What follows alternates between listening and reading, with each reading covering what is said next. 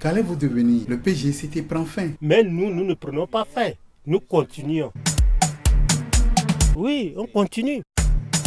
On a acquis une connaissance, donc on doit continuer. Et vous-même, vous voyez, la montagne reste encore. On doit toujours aller. Et d'autres, dans certains villages, les gens vont venir les solliciter.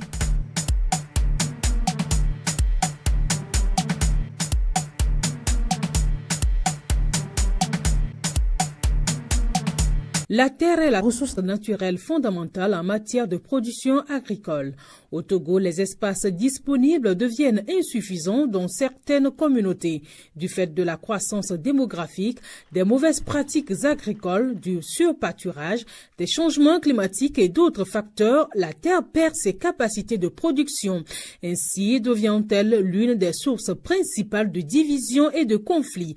Comme solution, certaines traditions ont vite fait d'exclure la gente féminine de la propriété foncière. Au même moment, les nouveaux riches du pays et des multinationales s'en accaparent à prix dérisoire, laissant sur le carreau la grande masse paysanne dont la subsistance est déterminée par les activités agricoles. Comme les femmes n'ont pas beaucoup de terre, qu'est-ce qu'il faut faire? Restaurer les terres, permettre aux femmes et aux communautés d'avoir des terres cultivables, ces défis majeurs pour les populations du Togo ont eu écho favorable auprès du gouvernement et de la Banque mondiale qui ont ensemble initié le PGICT, projet gestion intégrée des catastrophes et des terres. Les sous-projets communautaires sont initiés à la base par les communautés elles-mêmes en fonction de leurs besoins. C'est donc un grand soulagement pour les communautés des zones de montagne à Lassa dans la Kosa et à Nassiette dans la région des Savanes. Elles sont toutes heureuses de l'appui du PGICT qui leur permet de gagner des terres cultivables grâce respectivement à la culture en terrasse et au cordon pierreux. Nous étions dans la souffrance dans ce village. Nous les femmes, nous n'avons pas de terre.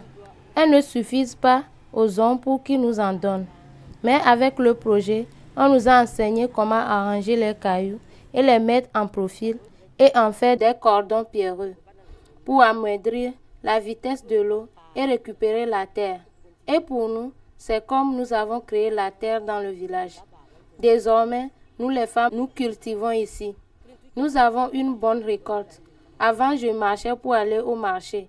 Mais grâce à ce projet, je prends désormais des médias. La maîtrise de l'eau est indispensable, surtout dans les productions de contre-saison, accompagnée des bonnes pratiques de gestion durable des terres ont boosté les rendements. Ainsi, chose étonnante, la région des Savanes, qui connaît une faible pluviométrie par rapport aux autres, est un grand fournisseur de produits maraîchers au reste du pays. Avec le PGCT, nous avons formé dans ce centre 310 agents de l'administration publique et de la société civile sur la gestion durable des terres. L'aménagement d'une retenue d'eau à Bouadé, dans la préfecture de Saint-Cassé, permet à la fois de sauvegarder les centaines de crocodiles de ce biotope et d'aménager de vastes étendues de production de divers légumes. Nano, toujours dans la région des Savanes, et Dokuikopé et Agbediko dans le Bas-Mono ont aussi bénéficié de ces aménagements. Avec les forages réalisés dans d'autres localités comme Legbanou, à Akoumapé dans le Vaud et dans la Goue avec l'ONG Cast Togo et l'ONG Kado, les résultats obtenus sont remarquables. Ici, quand les femmes ont commencé par repiquer les gommas, les légumes sur cette parcelle, les feuilles étaient jaunes et avec l'application des substrats de champignons et les composts fabriqués par les bousses de vache, ces terres sont restaurées écologiquement. Les feuilles sont devenues très vertes. Actuellement, on a plus de 400 enfants. On a des bébés. Donc, ces bébés-là, souvent, c'est des orphelins de père et de mère. Avec cette aide, ça nous a permis quand même de renforcer nos activités pour améliorer les conditions de vie de nos enfants par la gestion de nos terres.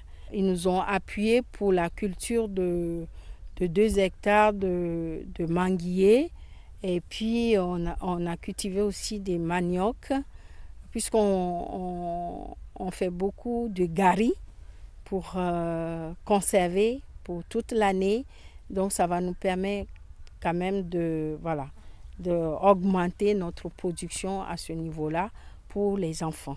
Ils nous ont aidés à faire la pisciculture et le maraîchage.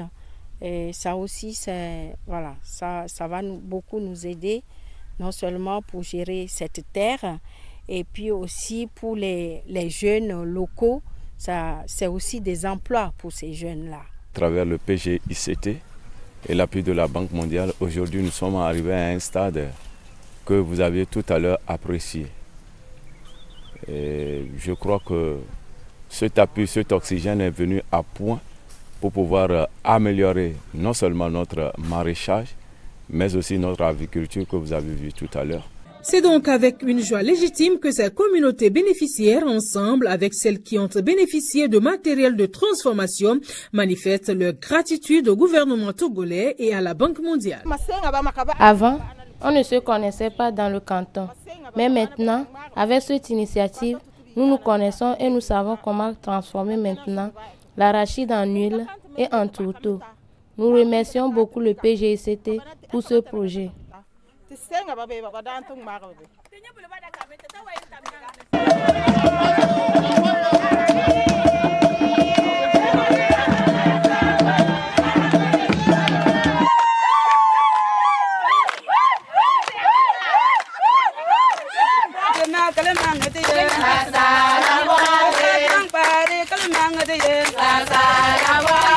Les arbres, les forêts, moteurs régulateurs de changement climatique ont fait l'objet d'une attention particulière dans la conception et dans l'exécution des sous-projets du PGICT.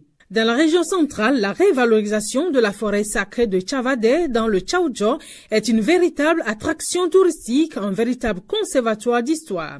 Nous sommes tout juste à côté de l'endroit où on prépare les armes de guerre. Oui, par le passé, pour aller à la guerre, il faut se préparer. Et là, il faut les mettre sur le feu. Et c'est à cet endroit qu'on prépare ça. C'est avec ça qu'ils se servaient pour combattre. Donc, c'est un profit pour nous que le PGICT nous a accordé. Donc, nous allons nous en servir, faire aux jeunes, les jeunes futurs, pour pouvoir les faire connaître de quoi vivaient nos ancêtres. Nous avons également mis en œuvre aussi les anciens caveaux que vous voyez à côté. Nous avons les anciens caveaux lors des guerres. Que dire de la restauration et de la préservation des forêts d'Atiro dans le Zio, de Yaya dans le Rao, d'Aveve dans le Bamono, le Lassa dans la Kosa et de Ténéga dans le Doufelgou. Les activités, c'est pour reboiser et créer certaines forêts communautaires. Et ailleurs, c'est la restauration, c'est-à-dire qu'il y avait abandon de la culture en terrasse. Nous avons voulu que les gens reviennent pour refaire ce que nos parents faisaient dans le passé afin d'éviter ces changements climatiques, ces catastrophes que nous vivons de temps en temps dans la localité. Donc comme activité génératrice de revenus sur les deux projets, ailleurs c'est les riches qui vont permettre de ramener des revenus et entretenir ces forêts-là. Et ailleurs c'est les coquelets que vous avez vus de l'autre côté, les géniteurs là, qui vont permettre d'améliorer les basses-cours pour ces communautés et peut-être les revenus qu'ils tiraient en coupant le bois seraient remplacés désormais par l'élevage. Les écosystèmes retrouvent leur couleur d'antan. Avec le PGICT, le reboisement occupe une place de choix. Les flancs de montagne qui ont perdu leur verdure sont reboisés, réduisant l'érosion, la dégradation des terres et des risques d'éboulement à Hihiatro et à Nassiet. Si vous voyez un peu autour de nous, vous allez constater que ce canton-là se trouve dans une sorte de cuvette, bordée par des flancs de montagne. Et ces flancs de montagne-là sont nus, ce qui constitue un peu un danger pour les communautés. Donc les communautés ont identifié ça comme un problème et nous les avons appuyés à monter ce projet-là que le PGCT a accepté financer pour nous. Le projet a pour objectif de restaurer et de protéger ces flancs de montagne-là sur 25 hectares, ce qui a été fait. Les bergers du cours d'eau Agné, entièrement dénudés par les activités anthropiques, exposent le pont sur la nationale numéro 1 à un risque d'effondrement. L'envasement constitue également un problème environnemental sérieux. Grâce à l'appui du PGCT, les riverains ont reboisé les rives de la rivière sur plusieurs kilomètres. Avant ce projet, à chaque fois qu'il y a des pluies, c'est que les riverains sont toujours inondés. Il y a le village de Kablekopé et Jean Kopé. Le pont sur lequel nous traversons pour aller à Takwame même est en train de se détruire.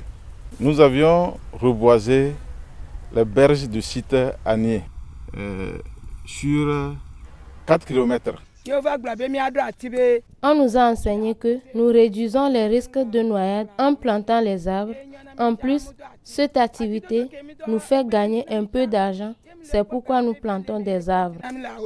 La rivière Lili, le lac d'Anéros, celui de Clouvidonou ont connu le même privilège. Le lac s'est confronté de beaucoup de débarras qu'on peut dire tout est envasé. Il n'y a plus de là où les poissons vont rester pour reproduire.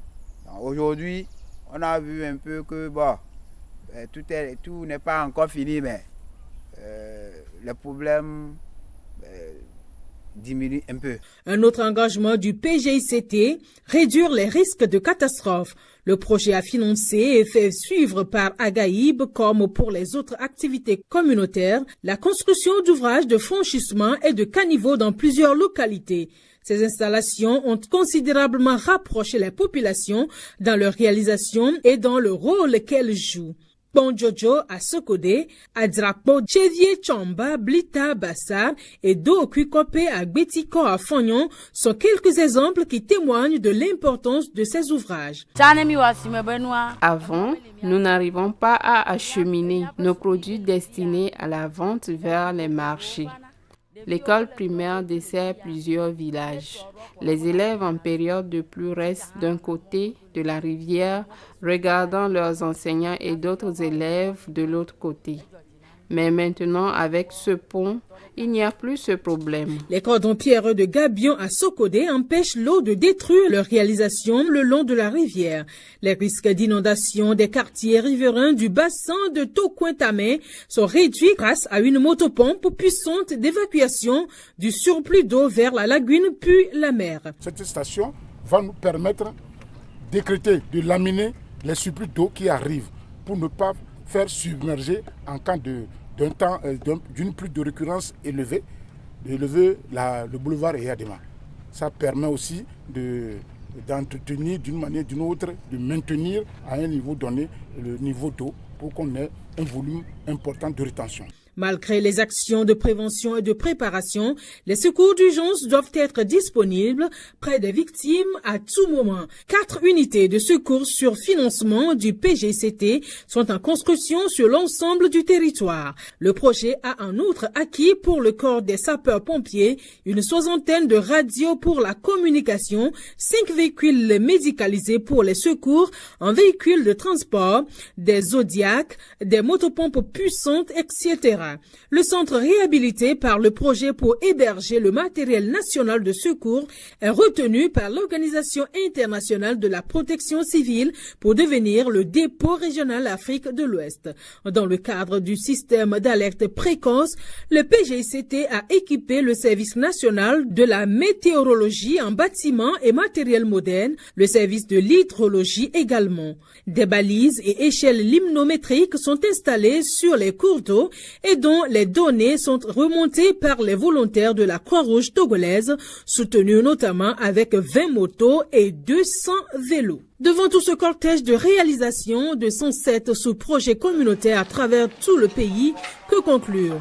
Le bilan est globalement positif. Je pars d'ici très satisfait, vraiment satisfait. Et encore une fois, je tiens à remercier les populations qui se sont vraiment impliquées dans ces projets. pour leur réalisation et pour leur réussite.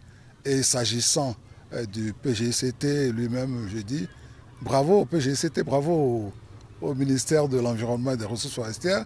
Et puisque c'est la dernière visite, je fais aussi un clin d'œil à la Banque mondiale que je remercie très sincèrement pour avoir accompagné le gouvernement togolais au niveau de ce grand projet. Nous pensons que la leçon apprise dans la mise en œuvre du PGCT, c'est vraiment le fait de mettre au centre du développement la communauté. Et pour ça, je pense que nous pouvons nous féliciter là-dessus. Et ce qui nous réconforte, c'est que la communauté elle-même exprime le vœu de continuer avec ce projet.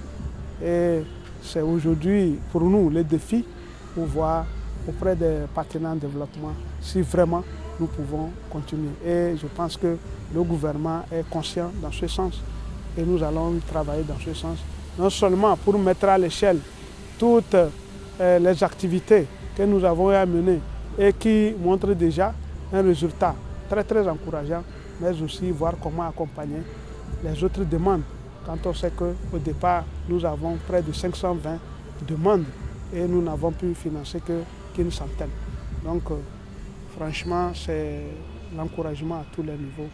Et bravo, nous félicitons aussi la Banque mondiale qui nous a accompagnés pour l'atteinte de ces objectifs. On est en train de nous harceler sur le plan matériel parce que les autres cantons ont compris l'enjeu et souhaitent que ce projet soit renouvelé et aussi que les autres cantons aussi aient accès. Les financements sont presque atteints pour ce premier volet, mais les bénéficiaires eux-mêmes ont créé encore des pépinières. Pourquoi? L'action se pérennise, les gens ont compris l'enjeu. Des actions révolutionnaires que tous les bénéficiaires vont entretenir et pérenniser.